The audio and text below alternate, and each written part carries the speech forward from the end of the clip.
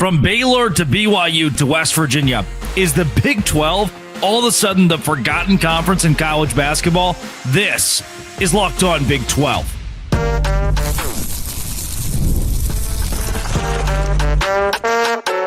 You are Locked On Big 12, your daily podcast on the Big 12 Conference. Part of the Locked On Podcast Network, your team every day. Happy Monday, everybody. Welcome to a crossover with Locked On Big 12, the number one Big 12 podcast in America, and Locked On Baylor. Thanks for making these shows your first listen every single day. Drake Toll with you alongside Cameron Stewart, who is co-hosting today because his team is one of the many in this league that feels like it got screwed with its March Madness draw. We will start right there. BYU, Baylor, West Virginia, not happy right now. Keyshawn Gilbert and Iowa State, he is out. They are not happy. SEC and Big Ten getting way more love than they deserve. North Carolina is in instead of West Virginia. So many storylines against this conference, which is not shocking at all. We will cover all of them if you hit subscribe. We get to keep our jobs. Cam, let's start as we break down the bracket with the Baylor Bears facing Mississippi State. This is a matchup. A 9 seed was not foreign for Baylor. I'm sure many fans expected to be somewhere around there. ESPN with a 61% chance for the Bears to win it. The Mississippi State Bulldogs are a 1.5 favorite. Before we go BYU, West Virginia, you're the Baylor guy. Is this the right spot for the Bears? Seed-wise, yes. And it looked like for the whole time they were going to be matched up with the Big East school, which I know really tickles you. Baylor facing a Big East school in the tournament. I hate it. Honestly, I do too. Like, Creighton has been a little bit disappointing this year, but like, and I mean, anyone that Baylor's going to play in the first round has probably been disappointing in this year. But Creighton wins in March, dude. They make the Sweet 16s, they make the Elite Eights. The other ones were Marquette, UConn. Didn't exactly want to face UConn again this year, and instead you get Mississippi State. The only thing I don't like is having Duke as the next one. Obviously, you're going to have a 1 seed as the next one, but Duke is I think is probably going to win the national championship. So I don't love having that. Mississippi State, honestly, I look at their rundown of the season, and to me, they're barely a tournament team. And Baylor's also barely a tournament team. That's how you get an 8-9. So I would have probably felt more comfortable to have someone outside of the SEC with how good the SEC has been this year. But these two teams, their resumes are pretty identical. So I think it's a fair spot. I've come down a little bit, Drake. Right after they made the selection, I wasn't exactly happy with it, but I have come down to it a little bit. And I think honestly, the rest of that region is not terrific. Not saying that Baylor's just going to make a run because I don't think they're capable of that. Yeah. But like, Arizona is your 4. If Caleb Love doesn't have 25 points, can they win a game? BYU, similar situation where they were last year, and then they were a disappointment losing to Duquesne in the first round. Alabama as your 2. That's the best 2 seed I'd like. I know they made the Final Four last year, but they just don't play any defense. And I thought it would catch up to them last year. It didn't really until they got to the Final Four. And I think it'll catch up to them earlier in this tournament. They got the star power, but as the rest of the SEC teams will learn, you got to play defense in this tournament. Yeah, you just mentioned BYU, and I agree with your take that Duke was a very tough draw for the Bears in March Madness. Cooper Flagg, especially being healthy, will make Duke a juggernaut. This is a BYU school that feels slighted by earning a 6 seed, facing one of the toughest 11 seeds you could draw up in VCU, who's a almost perennial power in March Madness. You hear about them and have since their first magical run. BYU at 53% chance, 57.3% chance to win per ESPN, only a 3.5-point favorite from Las Vegas. This is kind of a nightmare scenario to me for a school that thought it could be a 4 seed. Yeah, and I think they have every right to be pissed off. Like, how do you put Iowa State and Arizona ahead of them? Like, I mean, they both had expectations coming into this year. Obviously, Iowa State way more so than Arizona. And Iowa State fell apart down the stretch. Like, again, they're still a very good basketball team, and they've been banged up, but they have not shown their true selves the last couple of weeks. And why do they get to be over BYU? Makes a little run in the conference tournament. They've been playing their best basketball over the last month here. Lest we forget, when these two teams, when Baylor played BYU at the end of January, it looked like one of these teams is going to make the tournament and the other's not. Let's see who it's going to be.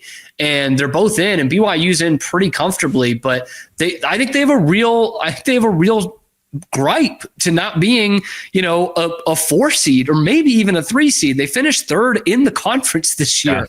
Yeah. They finished ahead of Arizona and Iowa State. I don't understand how that comes to be. Like Iowa State, again, good team, obviously top 5 going into the year, right? Top 10 anyway. They have not lived up to it. BYU has turned this thing around mid-season when it was looking shaky in there. I don't get. And remember, this is not a BYU team that's a program that's sneaking up on people, because they were the darling upset pick last year. It didn't come to fruition, but like a lot of analysts were picking them to make a run as a 6 seed, and now it's like, yeah, but they didn't win that game, and they were even better this year. But who cares? I don't get it. Maybe it's part of the scheduling, and they need to play on Thursday and Saturday. Sure. Maybe, but I don't know how that drops you down 2 whole seeds. I don't know how that drops you down potentially 8 spots.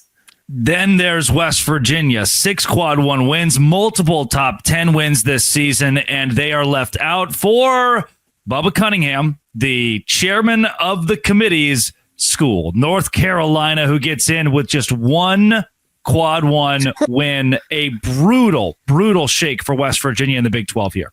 It's an effing disgrace. It's an absolute disgrace, man. Like, you can just stop at 6 quad 1 wins. Yeah. 5 more than North Carolina. Like, we're talking about a weak ACC that they didn't even play very well in. Like, this was a classic 2 things. I mean, independent of the Bubba Cunningham corruption, which I think is pretty obvious here, is they're a name brand, right? And they felt bad about the lane violation.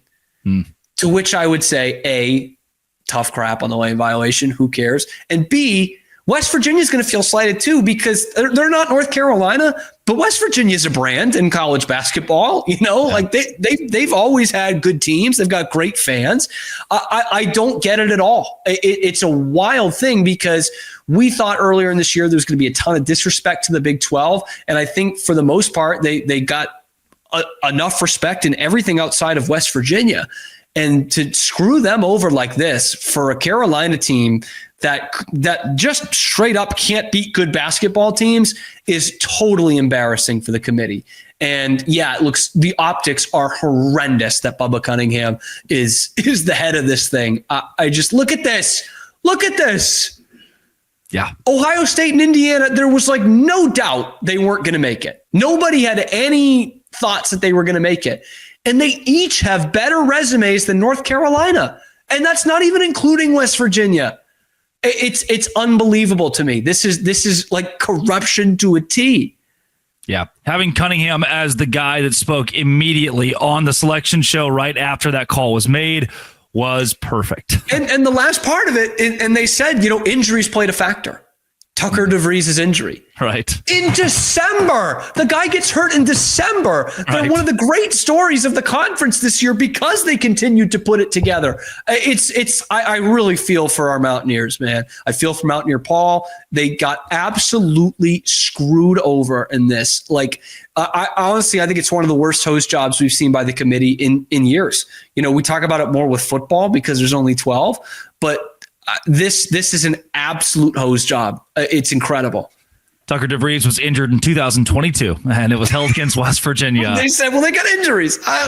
Because no one else in the country has injuries. Coming up, SEC, Big Ten, they got a whole lot of love. 14 teams. Have we forgotten the best conference in college basketball? This is the Locked On Big 12, Locked On Baylor crossover.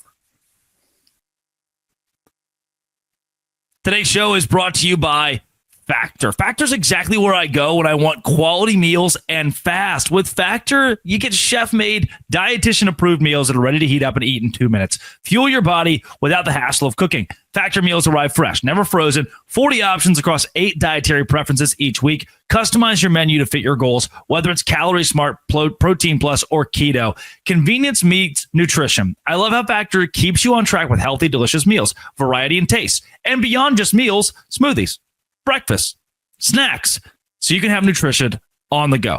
Eat smart with Factor. Get started at factormeals.com/factorpodcast. Use code factorpodcast to get 50% off your first box plus free shipping. That's code factorpodcast at factormeals.com/factorpodcast to get 50% off plus free shipping on your first box. Today's show is also brought to you by Supply House. As someone who just bought a house, Supply House has been perfect. Get the supplies you need from the site that makes it easy. Supply House, whether you're for plumbing, HVAC, electrical work, Supply House is the reliable way to order products online. Easy to use website and inventory of over 200,000 parts from 400 plus top brands. You'll find exactly what you need delivered fast. Need help with an order? Supply House offers expert support, industry-leading service, so you'll always talk to a real person. For trade pros looking for an extra edge, their free Trade Master program offers exclusive perks like a dedicated phone line. Thousands of skilled professionals are already taking advantage. Join the Trade Master program today at supplyhouse.com/TM. Start ordering plumbing, HVAC, electrical supplies with just a few clicks. Use promo code SH5 for 5% off your first order. That's supplyhouse.com. Cameron Stewart of Locked On Baylor. Any surprises here that the SEC would be valued enough to have 14 teams in March Madness this postseason, and the Big Ten once again overvalued? UNC, a major brand right up there at the top, and the Big 12, even though you have Houston, even though you have Iowa State or Texas Tech, feels underseeded and left behind in pretty much every category. Yeah, and honestly, the thing that stuck out to me with the whole Big Ten thing is Purdue. So Purdue's sitting there at 22-11 this year. They're a 4 seed. Never at a point this year where you it's a top 16 team in the country, which is what we have to kind of boil it down to here when we're talking about seeding. And you're like, oh, okay, in a vacuum, 22-11, man, they must really like the Big Ten. And then you look at Kansas, 21-12 with the ultimate name brand in the Big 12, and they're sitting there as a 7 seed. They're 1 game worse and they're 3 seeds worse. Really? Or the darlings of the SEC. Oklahoma is 20-13 in the great gauntlet of the SEC, and they're a 9 seed. They're 5 seeds lower than the 22-11 Purdue. So that's what goes to show you of the way they're thinking about that Big Ten conference. And I don't love it. And you see the Ken Palm there, right? They are a little bit higher than Kansas, but they're 2 spots higher than Kansas. And you have them as at least 9 spots lower than Kansas based on seeding. That's where I was like, wow, they are really inflating the Big Ten, who has some damn good teams at the top. But to think of where Kansas finished in the Big 12 in their conference, and where Purdue finished in their conference, have one as a 4 and one as a 7, it just baffles me. Like, what and what Big Ten run do you look at? I know Purdue made it to the national championship game last year. They were a really good team. They were 1 seed, but like, what Big Ten run by like a 4 or a 5 seed inspires this committee that every year they're overpicking Big Ten teams? And as upset as you can be with the Big Ten, I don't understand how the SEC has come to the forefront of college basketball the way that it has. Yeah. I mean, to me, the Big 12 is dominant year in and year out. This has not been something controversial. 9 of the last 11 years at the top conference in college basketball. That is consistency at the very top. SEC wants to claim football. The Big 12 easily has a stake in basketball. And now we're pretending for some ungodly reason the SEC is the greatest basketball conference to ever grace Earth. And yes, if every team has a great non-conference, it's like you've set yourself up for conference play just being this darling thing where, because everyone was good for 13 games, so now you can only be good for the rest of time. Like they played 13 solid games, and from there on out, the SEC got the benefit. Yeah, and I honestly, like, I look at this matchup that Baylor has with Mississippi State and just looking at these 2 teams, and one coasted on their conference, and it was not Baylor. You know, Baylor had one of the toughest schedules in the country this year. Their non-con was an absolute gauntlet. They didn't do very well with it, which is one thing, but Mississippi State had really 2 signature wins this year, if we can call them that. One of them was against Memphis in the non-conference. The rest of the teams they were playing were garbage, man. Like, they weren't playing Gonzaga on the road. And I look at Baylor, a team that struggled all year, struggling putting a couple of wins together. And they have, again, 2 signature wins, one over St. John's in November, the other over a Kansas team that ended up faltering down the stretch. And Mississippi State's ahead of them on the 8-9 line. Mississippi State beat Utah by 5 in the non-conference schedule. They played Utah, they played SMU, they lost to Butler, they played Prairie View, which Baylor plays some of those teams too, but they don't have the high end in that non-conference schedule. And kind of leading me to my point of the SEC is like, it might seem antiquated, but should any conference ever have 12 teams in there at least, right? Like no teams that finish 12 and 13th and 14th in your conference should be playing in the NCAA tournament. In theory, yes, they can still be part of the best 68 teams, but they've proven to you they're not going to compete at that level. They're not going to win at that level. That's how you finish 12th and 13th in your conference. That's where I maybe think too simplistically about the NCAA tournament. I would rather have another team from an automatic qualifying conference, like Indiana State last year is the example I keep bringing up. I'd take that over a 12th place team in a major conference. I don't care how good the conference is. Like you gotta win those games. Those are big games. That's your audition into the tournament. And I look at Mississippi State and Oklahoma, and they didn't win those games. They finished way down. They were like 10th, I think 9th for Mississippi State, 13th for Oklahoma. That's where I'm losing the plot here. And they never, as good as the Big 12 was the last 7 or 8 years when they were putting a team in the Final Four each year, they were well respected. They were never respected that much. Yeah. I think you could agree with that. They were never respected the way the SEC was this year. No, not at all. Even when the Big 12 had its best years, much better than what I'm seeing from the SEC this year. And multiple national analysts have asked the question, is the SEC overrated? Have we just overrated them this entire time? And the answer is probably yes here. An example I want to go to in the ACC is not just North Carolina, but also where they have slated Clemson in this thing. I don't understand how the ACC has gotten more love. I know the Big 12 got in significantly more, but the brand of North Carolina and Clemson, we're talking about them on the football side, breaking away from the ACC. Now, all of a sudden, they sniff some success in basketball, and Clemson is above BYU, and North Carolina is in with one quad, one win.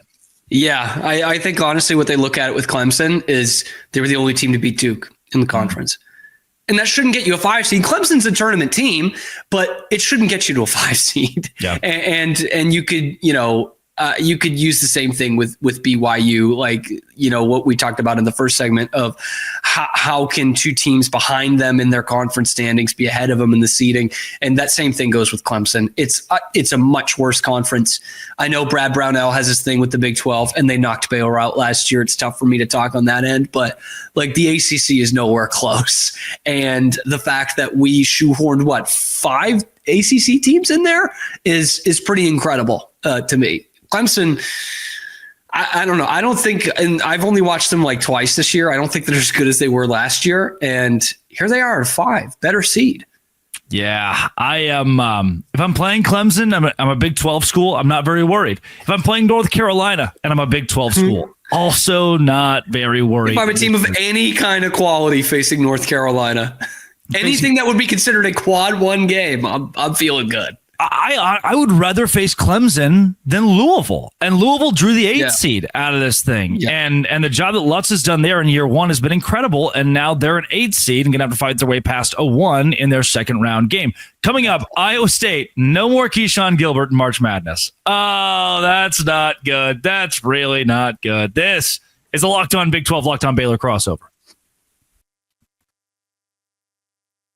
Today's show is brought to you by FanDuel. FanDuel is the number 1 place to go during March Madness to place live bets, not just pregame, but also live. Say you missed that shot. Oh, no, I was going to bet on Baylor to win the game, and you missed it. Well, with March Madness being here and Baylor being in the middle of a game, you can now have a chance to get in on the action with live betting. New customers get $250, make it $200 in bonus bets when your first $5 bet wins. That's $200 extra bucks to use on everything from buzzer beaters to Cinderella stories, and even who's cutting down the nets. So I've got my eye this year on some underdogs like Yale over Texas A&M. And with the tournament games happening almost every day, there's always something exciting to bet on, especially live. The FanDuel app is simple to use. When I win, I get paid instantly, no waiting around. FanDuel.com to get in on the college hoops action all tournament long with FanDuel. Cameron Stewart of Locked On Baylor. Iowa State without the services of Keyshawn Gilbert in March Madness now. Taman Lipsey already banged up. Milan Momcilovic was banged up during the later parts of the year. This is a team that needed rest. They got that with an extra couple days off of the Big 12 tournament. I didn't mind that. I do think that I mind this part. Iowa State, who faces Lipscomb, losing Keyshawn Gilbert. Yeah, that's really tough. I mean, you talk about a team that's been battling injuries. It has been really up and down towards the end of this year. They went from like Curtis Jones is the best kept secret in the country to Curtis Jones, carry us, please. I'm going to look at this very simplistically with Keyshawn Gilbert. You know, we've all watched him play. We see the kind of impact he has in the game, but just from a statistical standpoint, 14 points and 4 assists a game. Think about that. That's 11 baskets that he's created that you no longer have. Now, Iowa State's a talented team. They can make up some of that. But that is a big time loss when it comes to the most important games of the year. An all Big 12 player, an all conference player leaving your roster. Yeah. It's pretty tough. I don't know how much. Look, they could beat Lipscomb, but can we bring up that part of the bracket again? I don't know how much further the road goes for them. Ole Miss, if Ole Miss is in there, they're playing one of the play-in 11 seeds. If we're gonna give some respect to the SEC, Ole Miss would need to beat Iowa State for me. Like that's a danger team. We know how Chris Beard is in the tournament. But it's just Iowa State went from a Final Four team, a team that I very much thought was capable of going to the Final Four 2-3 weeks ago, to it's gonna be a dogfight to get out of the first weekend with the way they've played, but also this Keyshawn Gilbert injury situation. He's a huge part of what they do, man. I am once again, and you can make the argument whenever all the time people do that. Yeah, well, play the Big 12 tournament. Come on, don't forfeit that. This is another example of just doing things a little bit too hard, going a little bit too far when you're pushing toward March Madness and crap hitting the fan and looking around and going, oh, shoot, what should we have load managed? Should we have done something here to keep a guy like Keyshawn Gilbert off of that injury list? And I'm like, he only played 10 minutes against Cincinnati or something, like 10, 12 minutes against Cincinnati in the Big 12 tournament. But still, guys, he's dealt with groin injury issues. And now all of a sudden it goes from, some injury issues to he's out for all of March Madness. And you have to have a guy like this to make as deep of a run as Iowa State expected to make. Yeah, and past even the injury thing about the conference tournament, I think we saw it with Houston last year. Like the way that Houston plays, it's a very similar way to the way Iowa State plays. Like that takes a lot out of you when you're doing it 3 days in a row in the conference tournament. Then you got to go and travel and play somewhere else, play someone really good the next week. That to me is a bigger factor for teams like Iowa State and like Houston. We saw what it did to Houston last year. Houston was banged up. You add 3 more games. They don't even win the thing. And Jamal Shedd's out in the Sweet 16. Keyshawn Gilbert's not quite as good as Jamal Shedd, but he is pretty important to what they do. It's going to seem like a waste now. It absolutely will. Looking at the bracket as it sits, Iowa State to me has the second easiest. I like that Rothstein said hasn't played since March 12th, by the way. Yeah, just, as if that wasn't 4 days ago. Yep. But round one, this. Their first round of the Big 12 last game, basically, that they played. Iowa State Lipscomb to me is an Iowa State win because of their defensive prowess. Ole Miss gets a little bit also tougher. Because I can't tell you where Lipscomb is. Tennessee, Georgia, Tennessee. Okay, that makes sense. It's the second easiest path still because Ole Miss does not scare me that much. I just don't know a lot about Ole Miss. That's a good point. Like I know Chris Beard, but I really don't know. And that was an Ole Miss team that was in the top 25 by the time the conference season started, and they haven't been in it basically since. So that's a damning thing. Sorry. So I think that is the second easiest path to the Sweet 16 outside of Houston, who got Gonzaga. And I don't love the draw. I don't hate it completely, but I don't love the draw. This to me is the easiest of the Big 12 schools to make the Sweet 16. Texas Tech facing UNC Wilmington, and then the winner of Missouri and Drake. And then from there, the winner of Kansas, Arkansas, St. John's, and Omaha. I think St. John's could very well be a Final Four team, but it feels like to me, Texas Tech, their trip to the Sweet 16 isn't all that bad. Yeah, because you look at that 6-11 and it's like they seem like two danger teams, not teams that you know a lot about, but you're like, oh man, if this thing can go right, they can. And that's just not the way you need to look at it. If you're Texas Tech on the other side, Tech's better than those teams.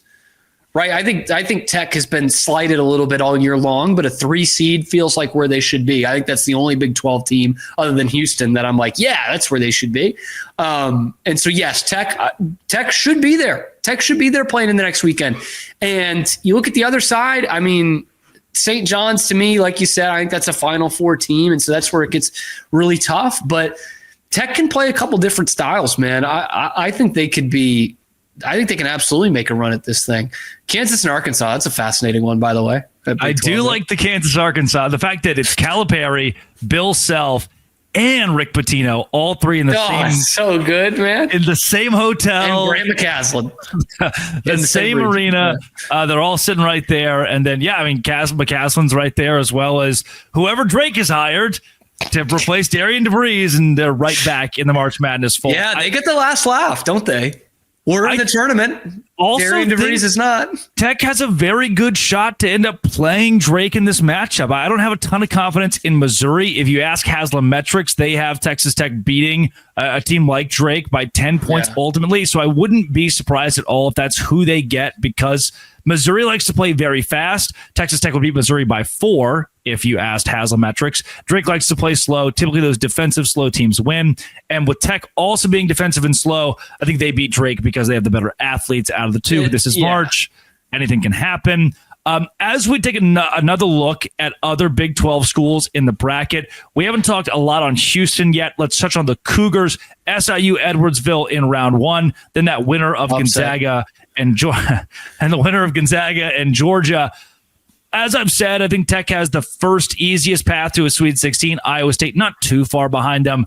And that's just because Houston facing Gonzaga it's not one of those you go, oh yeah, sure, they'll beat whoever, Don't love that. Do not love that, man. Most years your 8 is like Nebraska. Like, they'll beat Nebraska. Not a team that's made the Sweet 16 the last decade. Yeah, this is a team built for March. Yeah, that's the one that really stuck out to me for Big 12 teams, other than like the seeding parts of it, was like, ooh, you're going to get Gonzaga round 2. Last year, they didn't look very good either. They were like a 6 seed.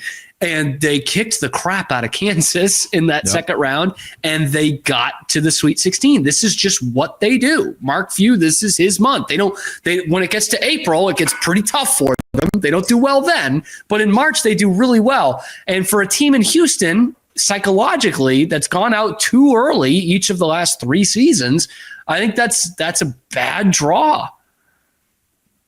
You mentioned Mark Few not having a ton of success in April. Kelvin Sampson's also kind of in that category of not the best April guy in the world, but certainly really solid in March. I think Houston could walk its way to the Final Four, given the draw that it got. Any other big surprises from the bracket? I'm surprised they went with 68 teams this year.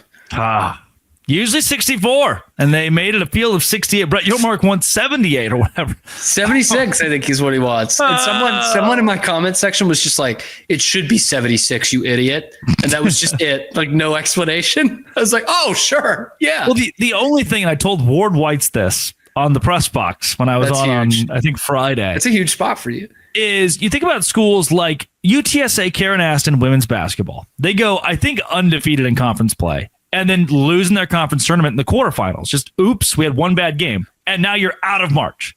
It's crazy. What are we playing the regular season for in some of these smaller conferences if it only matters when it comes down to the conference tournament? Like, just don't give them film. Give no one film. Would it be easier? Like, this is a real quick thought at the end here. Would it be easier if you just took automatic qualifiers from the mid majors for the regular season championship? Like, or you know what? I'm not putting this well. Like, I think you should have 2 automatic qualifiers. You should have a regular season and a conference tournament one. And obviously, for a lot of years, teams are going to win both. Right. And then that can allow for a West Virginia or an Ohio State and, 5 more teams and then North Carolina. I think if you're going to expand to 76 or 84, whatever it's going to be, I think that's the way to do it.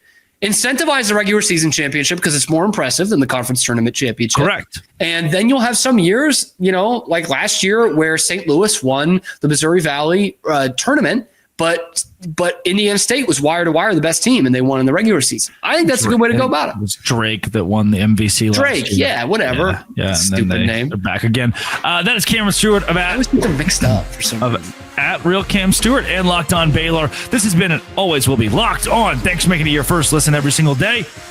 Dose Grande.